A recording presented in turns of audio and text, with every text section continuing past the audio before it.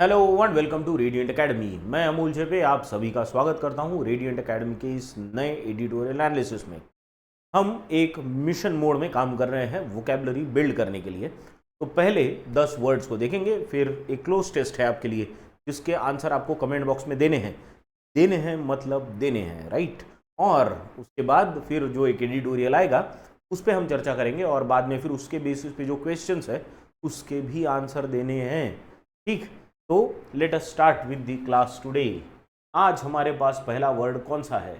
The first word we have today is interested.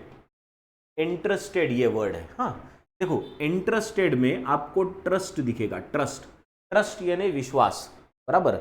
अब जिस पे विश्वास है उसे जिम्मेदारी अगर दी जाती है, वो जिम्मेदारी देने को हम कहेंगे इंटरेस्ट करना, ठीक है। टू इंटरेस्ट, तो इंटरेस्टेड का मतलब होता है जिम्मेदारी देना। देखो sentence, The manager entrusted the intern with the task of organizing the meeting. Meeting organize करने का जो टास्क था उसकी जिम्मेदारी मैनेजर ने किसको दी? इंटर्न को दी। तो the intern was entrusted by the manager, ठीक है। तो इंटरेस्ट करना मतलब जिम्मेदारी देना। देखो मीनिंग, असाइंड द रिस्पॉन्सिबिलिटी और care of something to someone, to give responsibility. Entrust करना मतलब क्या? To give responsibility. सिनोनिम्स क्या होंगे इसके? असाइन करना, to assign something to someone. Delegate करना, डेलीगेट करना मतलब अपना काम है और किसी को देना, दैट इज डेलीगेट करना। To distribute work, that is to delegate. या चार्ज्ड, इधर से उधर वो किसी के हाथ में चार्ज देना, ठीक है। एंटोनिम क्या होगी इसके? विथहेल्ड मतलब रोक के रखना, काम किसी को नहीं देना, खुद भी नहीं करना, रोक के रख देना, दैट इज विथहेल्ड, है ना। विथहेल्ड ये वर्ड आपने सुना होगा, आपका रिजल्ट यूनिवर्सिटी रोक के रखती है, तो आप क्या कहते हो? रिजल्ट विथहेल्ड है, ठीक है। तो विथहेल्ड मतलब रोक के रखना। डिनाइड यानी नहीं कहना या केप्ट खुद के पास ही रख लेना। तो इंटरेस्ट का मतलब क्या होता है? To give responsibility to someone, किसी को जिम्मेदारी देना, ठीक है। चले नेक्स्ट वर्ड पे। Next word we have is parleys. Parley, parley है, हम पार्ले नहीं है। PARLE हमारा पार्ले जी होता है ना, वो अलग है। ये है पार्लीज, ठीक है। पार्ली का प्लूरल है पार्लीज। पार्ली का मतलब क्या होता है? पार्ली मतलब ऐसा ऐसा ऐसा डिस्कशन, ऐसा निगोशिएशन या ऐसी चर्चा जो दो विरोधियों के बीच में हो रही है, ताकि वो कुछ तो भी उसको निपटा सके। अपना जो विरोध है, अपना जो जिस पे बात नहीं बन रही है वो बात बन जाए, इसलिए जो चर्चा होती है, डिस्कशन होती है, उसे हम पार्ली कहते हैं। देखो सेंटेंस से आपको पता चलेगा। The leaders held several parleys. Parleys मतलब ऐसी मीटिंग्स जिसमें चर्चा हो, और ये मीटिंग्स किसके बीच में होती है? विरोधियों के बीच में होती है, ठीक है। Before reaching a piece agreement. देखो, शांति प्रस्ताव दिया गया और शांति समझौता हुआ। पीस एग्रीमेंट का मतलब होता है शांति समझौता। तो शांति समझौता बाद में हुआ, और शांति समझौते के लिए जो चर्चाएं हुई, जो मीटिंग्स हुई, उसे पार्लीज कहते हैं, ठीक है। देखो मीनिंग, अ डिस्कशन और a conference specially one between enemies, is between the enemies over terms of a truce और अदर मैटर्स। कोई भी विषय पे अगर चर्चा होती है दो विरोधियों के बीच में तो उसे पार्ली कहते हैं। Synonyms, negotiations, discussions, right, talks या डिस्कशंस तो है ही यहाँ पे। एंटोनिम्स क्या होंगे इसके? अब यहाँ पे शांति समझौते हो रहे हैं, निगोशिएशन हो रही है, इसका एंटोनिम क्या होगा? झगड़े हो जाएंगे उसी में। डिस्प्यूट, डिसएग्रीमेंट्स या कन्फ्रंटेशन, सामना, ठीक है। कन्फ्रंटेशन हो रहा है, विवाद हो रहा है, ठीक है। वाद हो रहा है, विवाद नहीं, वाद हो रहा है, समझ गए? तो ये हो गए एंटोनिम्स उसके। तो पार्लीज का मतलब क्या? डिस्कशंस बिटवीन दी एनिमीज, है ना, to find out a solution, that is parleys. चलो, let us now move on to the next word. The next word we have is steered. Steered is a very simple word. आप car में क्या करते हो? Car को रास्ता दिखाने के लिए क्या होती है? स्टीयरिंग व्हील होती है। तो स्टीयर करना मतलब रास्ता दिखाना। वो steering wheel, a wheel that helps you steer the car, यानी गाड़ी को रास्ते पे रखने के लिए, रास्ता दिखाने के लिए स्टीयरिंग व्हील का यूज होता है। तो स्टीयर करना मतलब रास्ता दिखाना, ठीक है। देखो sentence, the captain steered the ship. Captain ने क्या किया? रास्ता दिखाया। किसको? शिप को, यानी वो रास्ते पे रखा। सेफली थ्रू दी स्टॉर्म, वो स्टॉर्म से शांति से आराम से उसको निकाल के ले गया कैप्टन। तो रास्ता दिखाया उसने, लीड किया उस शिप, है ना। कैप्टन क्या करता है, लीड करता है, रास्ता दिखाता है। स्टीयर का मतलब है रास्ता दिखाना, meaning guided, directed the course of something such as a vehicle और अ प्रोसेस। प्रोसेस को या व्हीकल को रास्ता दिखाना मतलब स्टीयर करना। सिनोनिम्स क्या होंगे इसके, गाइड करना, डायरेक्ट करना या लेड करना। लेड मतलब लीड करना। एंटोनिम्स क्या होंगे इसके, मिसडायरेक्ट, गलत रास्ता दिखा देना, भटका देना किसी को, है ना। कलम ने भटकती आत्मा नाम का एक वर्ड देखा था, वो तो हिंदी का है, ठीक है, पर ये मिसडायरेक्ट करना मतलब भटकाना, अलग ही रास्ते पे लेके जाना। निग्लेक्टेड, निग्लेक्टेड मतलब ध्यान ना देना किसी चीज की ओर, या इग्नोर कर देना, ध्यान ना देना, इग्नोर करना, समझ गए। तो स्टीयर का मतलब क्या होता है, रास्ता दिखाना, to show someone the right path, that steer, ठीक। चलो next, next word is aversion. Aversion का मतलब होता है नापसंदी, मतलब कुछ अच्छा ना लगना, उसे कहते हैं। तो you are averted to something, कोई चीज अगर आपको अच्छी नहीं लगती तो you are averted to something. Like a lot of girl students that I speak to are averted to eating green leafy vegetables, है ना। तो हरी सब्जियां खाने से उनको नापसंदी है, तो दिस इज द प्रॉब्लम, फिर हेल्थ इश्यूज होते हैं, राइट। तो एवर्जन का मतलब नापसंद। देखो, he has a strong aversion to spicy foods, spicy foods से उसको नापसंदी है, ठीक है, वो पसंद नहीं है, एवर्जन है। मीनिंग क्या होगा, अ स्ट्रॉन्ग डिसलाइक और अ डिसइंक्लिनेशन टुवर्ड समथिंग, ना, कोई चीज डिसलाइक करना, नापसंद होना, डिसइंक्लिनेशन, डिसइंक्लिनेशन मतलब वो चीज करने की इच्छा ना होना। सिनोनिम्स क्या होंगे इसके, डिसलाइक नापसंद, एंटीपैथी यानी not to like something, again distaste किसी की टेस्ट ही पसंद ना आना, ठीक है। एंटोनिम्स, एफिनिटी यानी किसी चीज से नजदीकी लगना, नजदीकी लगना, closeness, affinity is related to closeness. Liking ये पसंद से रिलेटेड है, और फॉन्डनेस दोनों से रिलेटेड है, पसंद से भी रिलेटेड है और नजदीकिया से भी रिलेटेड, समझ गए। एवर्जन समझ गए, aversion means you don't like something, that is you are averted to something. देखो यहाँ पे टू यूज किया है, हाँ, प्रीपोजिशन पे ध्यान देते जाओ, क्योंकि क्लोज टेस्ट में ब्लैंक के बाद कौन सा प्रीपोजिशन आ रहा है उस पर बहुत बार अपना वर्ड का चॉइस डिपेंड करता है, ठीक है। तो make sure you have a look at the prepositions in very detail, ठीक। चलो चले, let us now move on to the next word. The next word we have is nudge. किसी को नज करना, नज करना मतलब ऐसा पुश करना, है ना। पुश का छोटा सा, जाना आगे, जाना, बोलना, तू बोल, तो हम बोलते हैं ना, नहीं तू बोल, तो वो नज कर रहे होते हैं। What are we doing, we are nudging someone, तो ये नज करना हो गया, जा तू बोल, दैट इज नज, ठीक है। देखो यहाँ पे देखो sentence, a small nudge from his friend convinced him to take the plunge. Plunge हमने देखा ना, प्लंज, प्लंज मतलब ऐसी जंप, यानी ऊपर से नीचे की तरफ की जो जंप होती है, दैट इज प्लंज, है ना। तो प्लंज लेने के लिए वो कन्विंस कैसे हुआ, जब उसके फ्रेंड ने उसको क्या किया, एक नज दिया, जा तू कर सकता है, just go head, go, that is nudge, meaning a gentle push, जाओ, और encouragement to take the action, push करना, इनकरेज करना, जाओ कर सकते हो। सिनोनिम क्या होगा इसका, पुश या प्रॉड। प्रॉड का मतलब ऐसा थोड़ा सा आगे जाना, ठीक है, प्रॉडिंग, या इनकरेजमेंट, उत्साह बढ़ाना, किसी को प्रोत्साहन देना। इनकरेजमेंट का मतलब होता है प्रोत्साहन देना।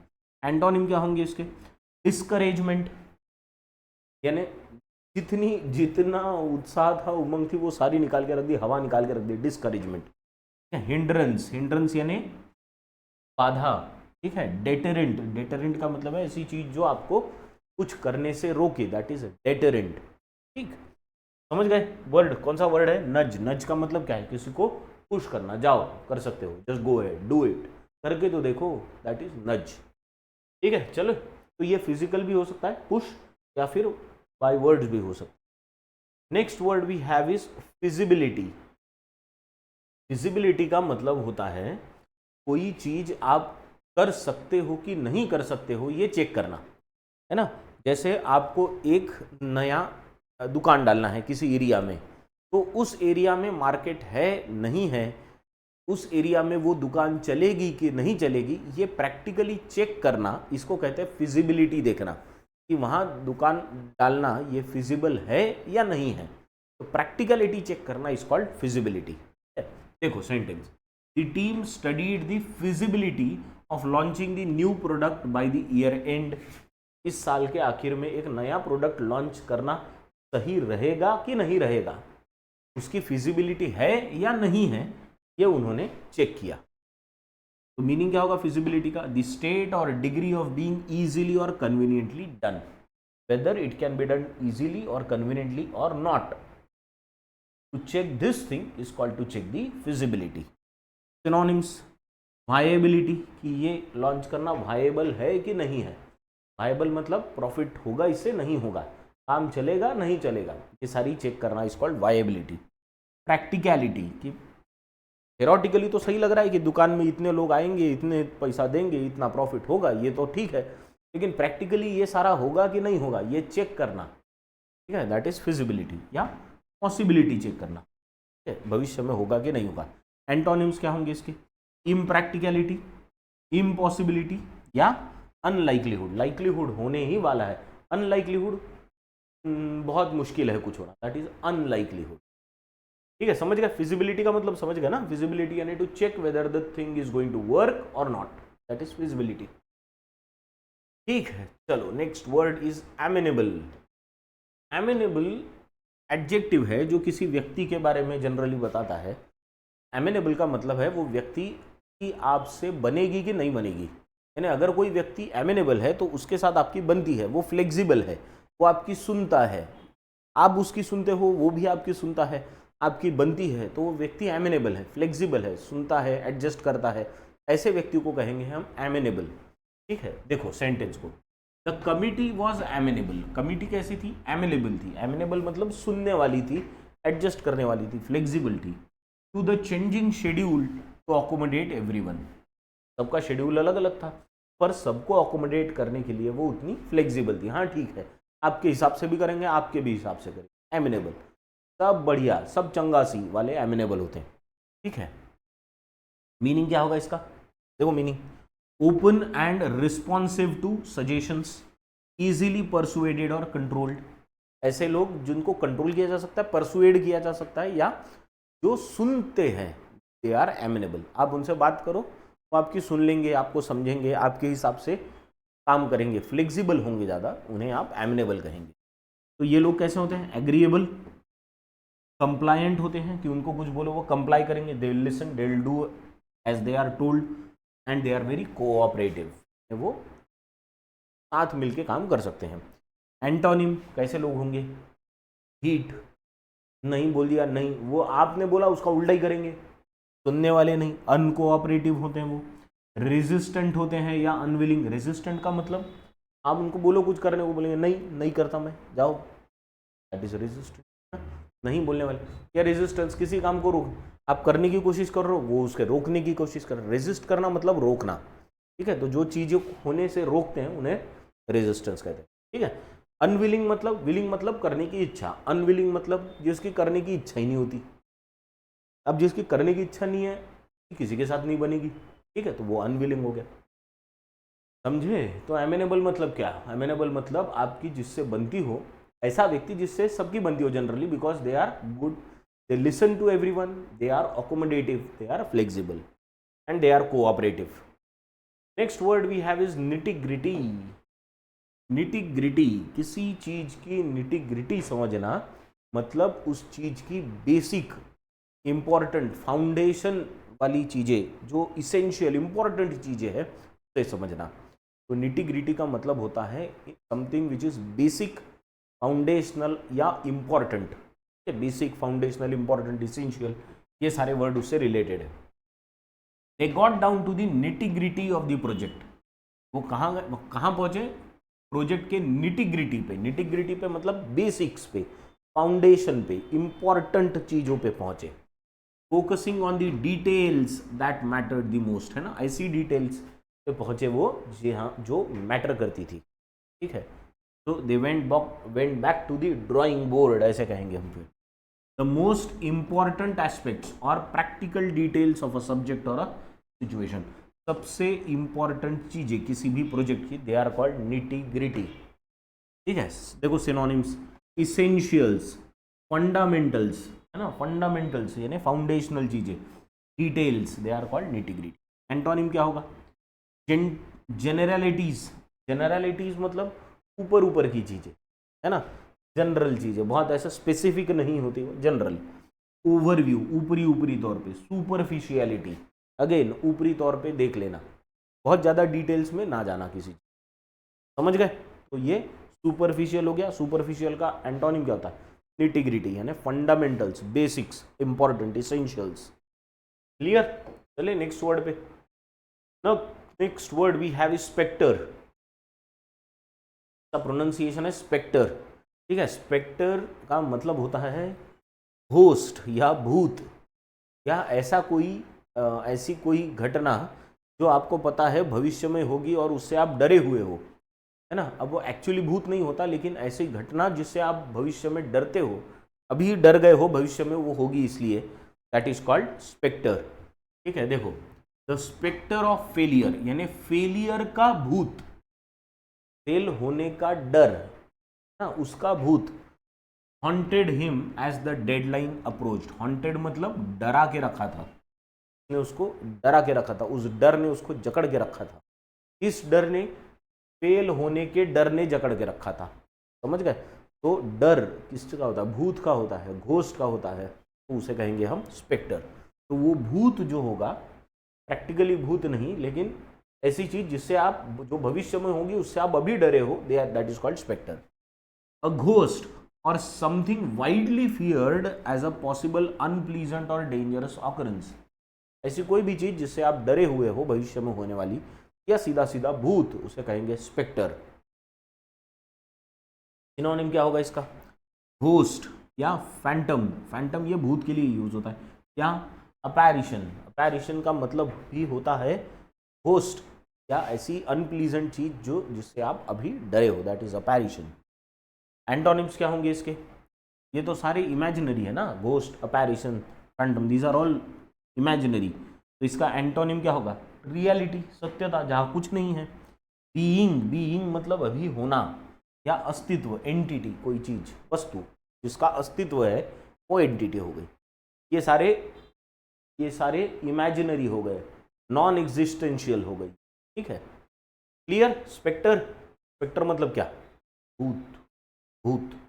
ठीक, चलो next word we have is dastardly. The recent act in Kolkata was a dastardly act. Dastardly मतलब घिनौना, डास्टर्डली का मतलब होता है घिनौना। ठीक है, देखो सेंटेंस देखो, the dastardly act of betrayal left the community in shock.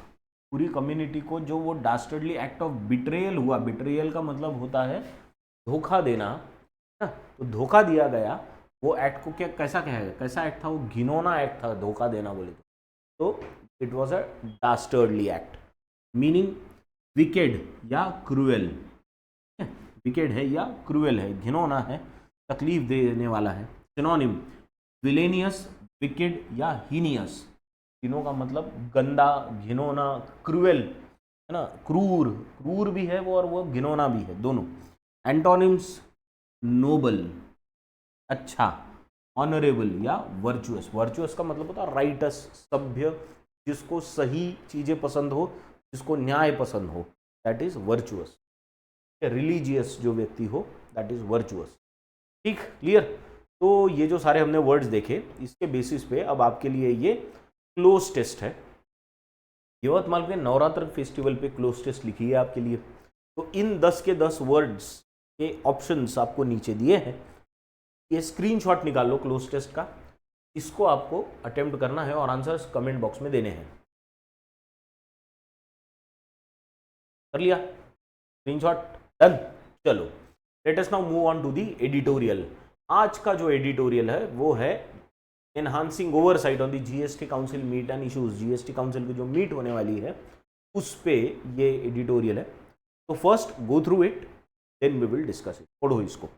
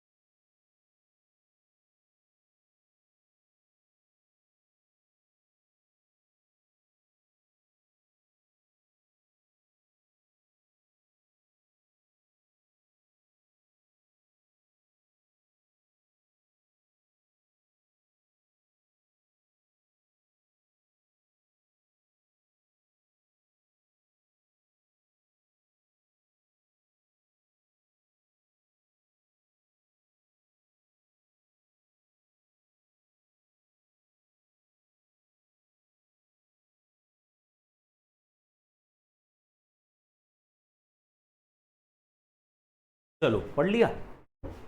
चलो लेट अस नाउ डिस्कस, क्या दिया है देखेंगे। एनहांसिंग ओवरसाइट, ओवरसाइट को जरा एनहांस करना पड़ेगा on the GST council meet and issues. ये जीएसटी काउंसिल की जो अभी मीट होने वाली है, अभी हुई थी कुछ दिन पहले, अभी फिर से होगी। अभी 2 महीने हो गए, आई थिंक 2 से ज़्यादा महीने हो गए थे, 3 महीने होते हैं कुछ, और अभी फिर से हो रही है जीएसटी काउंसिल की मीट। देखो क्या है, the goods and services tax GST council entrusted with overseeing the 7-year-old indirect tax regime is slated to meet on September 9। Interested का मैंने अभी बताया रिस्पॉन्सिबिलिटी देना है ना, तो ये काउंसिल की रिस्पॉन्सिबिलिटी, ये जीएसटी काउंसिल होता है जिसको जीएसटी को देखने की, है ना, यानी किसको, ये 7-year-old 7 साल पहले जो इनडायरेक्ट टैक्स का रिजीम शुरू हुआ था उसको देखने की जिम्मेदारी किसकी है, जीएसटी काउंसिल की है। तो ये मीट करने वाली है, कब मीट करने वाली है, इज स्लेटेड, स्लेटेड यानी वो मीट करने वाली है, स्लेटेड का मतलब होता है आगे होने वाली चीज, slated to meet on September 9। This would be its second sitting in under 3 months। 3 महीने में ये दूसरी बार मिल रहे हैं अभी, आफ्टर अ 9 month पॉज। पहले तो 9 महीने पहले मिले थे, यानी अब ये 3 महीने पहले मिले थे, उससे पहले 9 महीने का गैप हो गया था, तो हर 3 महीने में इनको मिलना चाहिए, पर 9 महीने से मिले नहीं थे, और अचानक अभी 3 महीने पहले मिले, और अभी 3 महीने में अभी दूसरी बार मिल रहे। द काउंसिल हुज पार्लीज, पार्लीज मतलब मैंने अभी आपको बताया डिस्कशन या चर्चा, जो क्या हो सकती है, जो ट्रूस कराए, ट्रूस करा मतलब शांति समझौता कराया, ऐसे टाइप की चर्चा, वो स्टीयर्ड, स्टीयर मतलब रास्ता दिखाना, steered by union finance minister with states representatives are critical for resolving taxpayers challenges and setting broader policy direction ought to meet regularly at such frequency। यहाँ पे ऑथर क्या कह रहे हैं कि ये जो काउंसिल है इसमें चर्चाएं होती हैं, और इसको रास्ता कौन दिखाता है, यूनियन फाइनेंस मिनिस्टर यानी निर्मला सीतारमण इस केस में, और जो राज्यों के प्रतिनिधि हैं यानी स्टेट्स के रिप्रेजेंटेटिव्स हैं वो। तो स्टेट के रिप्रेजेंटेटिव्स यानी generally the finance minister of states या a minister nominated by the state. ठीक है, ये क्या करते हैं, टैक्स पेयर के जो चैलेंजेस हैं उसे रिजॉल्व करते हैं, एक ब्रॉड पॉलिसी डायरेक्शन बनाते हैं, और ऑथर का ऐसा कहना है कि इनको दे ऑट टू मीट, ऑट का मतलब जिम्मेदारी लेके, मीट इन्होंने सच फ्रीक्वेंसी से मिलना चाहिए, हर 3 महीने में इन्होंने मिलना चाहिए। अ की expectation from the upcoming meet revolves around the much awaited review of GST's complex multiple rate structure, है ना। एक लोगों में यानी इकोनॉमिस्ट में या लोगों में जो भी है, उनमें एक एक्सपेक्टेशन क्या है कि इस बार जो मीटिंग होगी वो मीटिंग किस एजेंडा पे होगी, का एजेंडा ये रहेगा, शायद ये एक्सपेक्टेशन है, हमें नहीं पता एग्जैक्टली एजेंडा क्या है, ये ऑथर की एक्सपेक्टेशन है क्या, कि जो मच अवेटेड रिव्यू है, किस चीज़ का रिव्यू, जीएसटी के जो रेट्स है ना वो बहुत कॉम्प्लेक्स है ना, और वो मल्टी रेट स्ट्रक्चर है, यानी 0% है, 5% है, फिर 12% है ना, फिर 18% है, 28% है। तो ये जो मल्टी रेट स्ट्रक्चर है उस पर थोड़ी चर्चा हो कि इसको सिंप्लीफाई कैसे किया जाए। In June the council resolved to take stock of the progress made on this front by ministerial group GOM appointed in 2021, है ना। तो जून 2021 में ही एक ग्रुप ऑफ मिनिस्टर्स बन चुका था।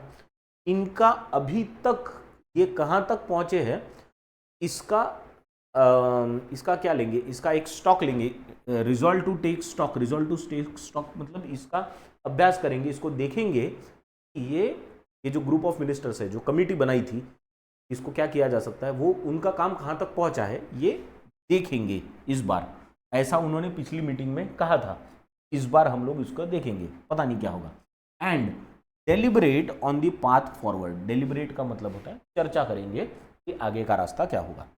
However going by state ministers recent submissions to the GOM, progress is likely to be slow and arduous with most members signaling an aversion to shake things up when revenues are healthy। ये तो बहुत ही, देखो अब यहाँ क्या कह रहे हैं, यहाँ पे कह रहे हैं कि जितने भी स्टेट्स के मिनिस्टर्स हैं, म्हणजे राज्यों के जो रिप्रेजेंटेटिव्स हमने कहा था, वो क्या कह रहे हैं, रीसेंट सबमिशंस उनके क्या है, जो ग्रुप ऑफ मिनिस्टर्स है उनमें वो राज्यों के जो मिनिस्टर्स है उन्होंने कहा है कि ये जो चर्चा है, ये जो निर्णय है, ये एक तो बहुत स्लो और आर्डियस होने वाला है। आर्डियस यानी टफ। वाई? बिकॉज उनको ऐसा लग रहा है कि जीएसटी से जो रेवेन्यू आ रहा है वो ऑलरेडी अच्छा है, इट इज़ हेल्दी, है ना, इट इज़ हेल्दी। और अगर हेल्दी रेवेन्यू है तो चीज़ों को अननेसेसरीली क्यों डिस्टर्ब करें, है ना। देर इज नो, तो देर इज एन एवर्जन यानी disliking to shake things. Shake things मतलब डिस्टर्ब करना।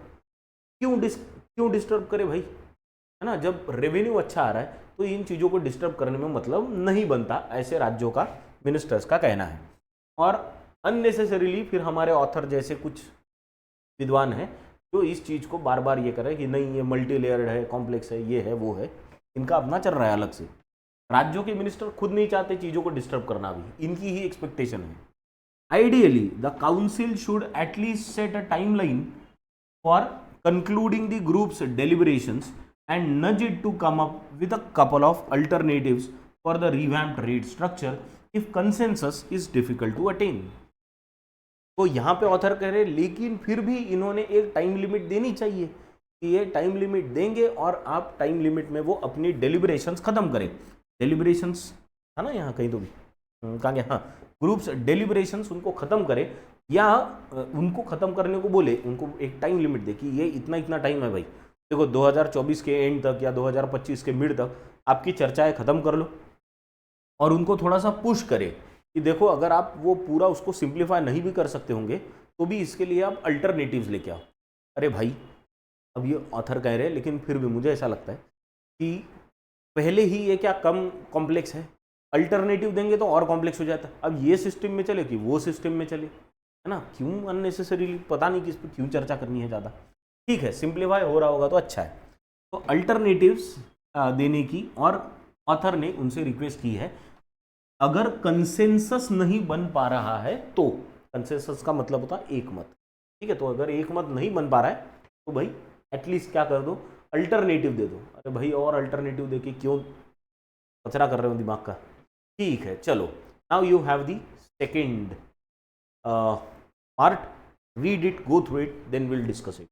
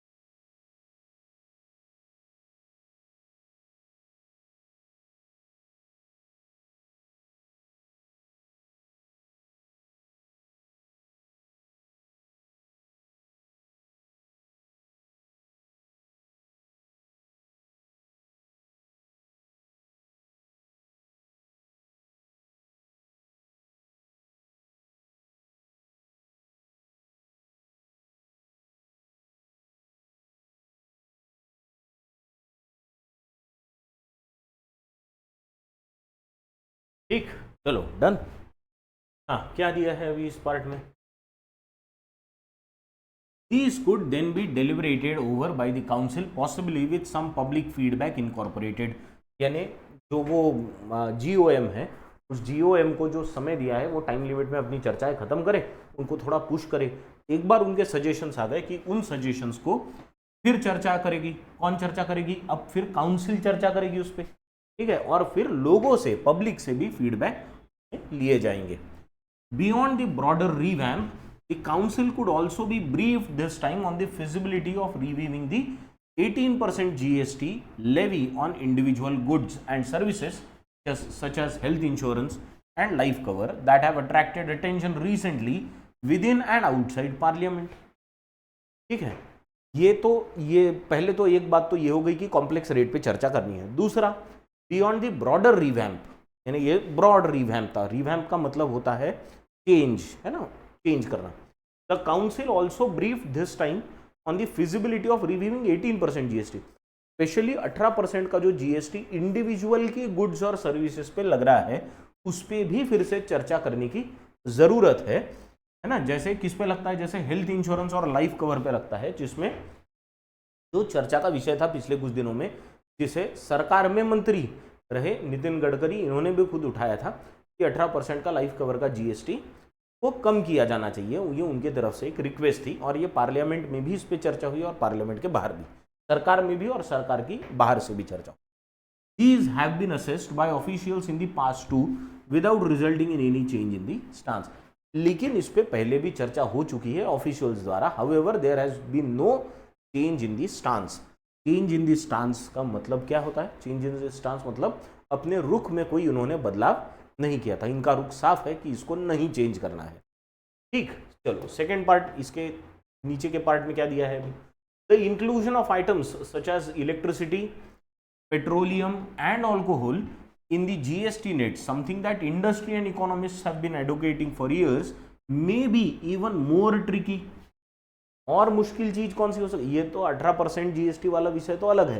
तीसरा और चीज क्या है कि इलेक्ट्रिसिटी, पेट्रोलियम और अल्कोहल को जीएसटी के अंदर लाना, ये और मुश्किल हो सकता है। इसकी डिमांड इंडस्ट्री और इकोनॉमिस्ट्स ये करते आ रहे हैं, लेकिन state governments are not ready. ठीक है, ये पहली बात समझने को ना, and that is why it is more tricky यानी थोड़ा मुश्किल है। क्यों? देखो आगे दिया है, states gave up a lot of taxation power for the GST's rollout and are unlikely to be amenable to yielding further space, particularly as quite a few states' ties with the center are acrimonious, as former Chief Economic Advisor Arvind Subramanian recently pointed out। जो chief economic adviser है पिछले, farmer, है ना, अरविंद सुब्रमण्यम, इन्होंने अभी कहा है कि ये बहुत मुश्किल लग रहा है कि इलेक्ट्रिसिटी, पेट्रोलियम या अल्कोहल को जीएसटी के स्लैब के अंडर लाए। ये क्यों लग रहा है? क्योंकि जब जीएसटी रोल आउट हुआ था तो टैक्सेशन की बहुत सारी पावर्स स्टेट गवर्नमेंट की ओर से सेंट्रल गवर्नमेंट को ट्रांसफर हो गई थी, और जब ये होता है, ये हो गया, तो अभी राज्य सरकारों को जो बड़ी मात्रा में टैक्सेशन आ रहा है या पैसा आ रहा है, वो इलेक्ट्रिसिटी से तो आता ही है, लेकिन मेजर आता है पेट्रोलियम से और दूसरा आता है अल्कोहल से। तो कोई भी राज्य सरकार इसे जीएसटी में आने देना नहीं चाह रही है। इसका कारण है कि उनका मेजर आने वाला पैसे का सोर्स डिवाइड हो जाएगा, फिर उनकी इनकम का सोर्स कम हो जाएगा, और यही एक मेन कारण है जिसकी वजह से स्टेट्स आर नॉट रेडी, है ना, they are unlikely to be amenable, यानी इस बात में वो फ्लेक्सिबल नहीं होंगे। अनलाइकली फ्लेक्सिबल नहीं होंगे, बोलेंगे नहीं बाबा, हम we are resilient, we are resistant, we are unwilling to do this. ठीक है, while it will be instructive to see these directions, the directions council takes on these issues, greater monitoring of the nitty-gritty of GST day-to-day functioning is needed as well। nitty-gritty मतलब details, essentials, fundamentals, ये तो ऊपर की तो चीजें होती रहेंगी, लेकिन ये जो nitty-gritty है जीएसटी के डे टू डे फंक्शनिंग की, यानी उसके जो फंडामेंटल्स है, बेसिक्स है, इस पे भी थोड़ा सा ध्यान देने की ज़रूरत है, ऐसे ऑथर कह रहे हैं। ठीक है, now let us go to the final part. चलो read the final part quickly and then we will discuss it. इसको पढ़ लो फट से।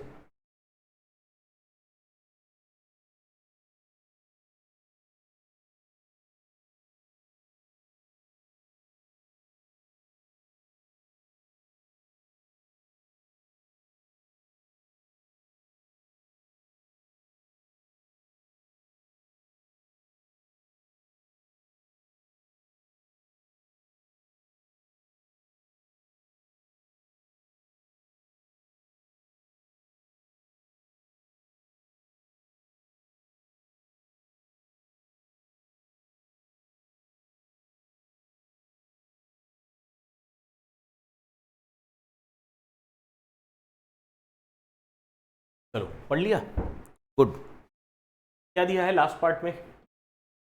Revenue trends remain healthy with about 10% growth this fiscal, but the pace of refunds to taxpayers has been unusually uneven. क्या कह रहे हैं यहाँ पे रेवेन्यू तो जीएसटी का बहुत बड़ा है, बहुत बड़ा इन द सेंस 10% की ग्रोथ इस फिजिकल ईयर में देखने को मिली है, पर फिर भी टैक्स पेयर को जो रिफंड मिलना चाहिए जीएसटी का, उसकी जो स्पीड है, it is not saying the amount, उसकी जो स्पीड है मतलब उसकी जो पेस है, that has been uneven. Net GST receipts rose under 7% in 3 of the last 5 months. यानी पिछले 5 में से 3 महीने में तो जीएसटी का रिसिप्ट ये 7% से ज्यादा बढ़ा, अराउंड 7% बढ़ा है, but jumped about 15% in months when refund dropped sharply. लेकिन 15% से ज्यादा रिसिप्ट बढ़ी जब रिफंड्स ड्रॉप हुए. ठीक है. The council must not overlook such details. Council को इन चीजों की तरफ भी ध्यान देना चाहिए. Though they may seem relatively obscure in bigger picture, this could help prevent ungainly twist for the industry, be it registration or refund challenges. इन चीजों की तरफ भी ध्यान देना चाहिए, नहीं तो क्या होगा, इंडस्ट्री को अनगेनली जो ट्विस्ट है उससे प्रिवेंट किया जा सकता है फिर ऐसा होगा तो. और the spectre of confusion created by recent large tax demands on IT majors. और ये जो एक भूत बन के आया है, कौन सी चीज? स्पेक्टर का मतलब एक अनहोनी जो आगे होनी, अनहोनी इज स्पेक्टर बेसिकली, अनहोनी या भूत जो आया है किसका? ये कंफ्यूजन क्रिएट हुआ है कि अचानक बहुत सारे जो आईटी मेजर्स हैं, यानी आईटी सेक्टर में जो बड़े बड़े कंपनीज हैं, उन पे अचानक जीएसटी की गाज गिरी है कि आपने इतना इतना जीएसटी देना था लेकिन आपने दिया नहीं, तो जीएसटी का बकाया बहुत सा आईटी मेजर्स पे निकला है. तो ये सारे कंफ्यूजन भी इन चीज़ों से दूर होंगे. ठीक, अभी इन्फोसिस का जो हमने जीएसटी का केस देखा था उस पर ये बोला गया है. ठीक है, तो this is the editorial based on the GST council's upcoming meeting. ठीक है, चलो अब there are few questions for you. पहला question is why is the GOM group of ministers slow on review of complex GST rates. ये slow क्यों है, तो आपका आंसर देना. Why are electricity, petroleum products and alcohol not under GST? ये GST के under क्यों नहीं है और इन्हें लाना मुश्किल क्यों है? Which of the following word has nearly the same meaning to the word amenable? ये amenable हमने वर्ड देखा है अभी, आपको इसका मीनिंग बताना है. फोर्थ क्वेश्चन इज, एक फ्रेज दी है आपको बोल्ड में, निटी-ग्रिटी, इसका आपको मीनिंग बताना है. और the last question is, how much revenue growth has been observed in GST revenue this year. Revenue, GST के रेवेन्यू में कितनी ग्रोथ इस फिजिकल ईयर में देखने को मिली है. तो ये कुछ क्वेश्चंस है आपके लिए. आई होप आपने स्क्रीनशॉट वो क्लोज टेस्ट का ले लिया होगा. आंसर, उसके आंसर्स कमेंट बॉक्स में देना है. इसके भी आंसर्स देने हैं, आंसर्स दिया करो रे बाबा. ठीक है, चलो तो let us stop here with this. Thank you very much.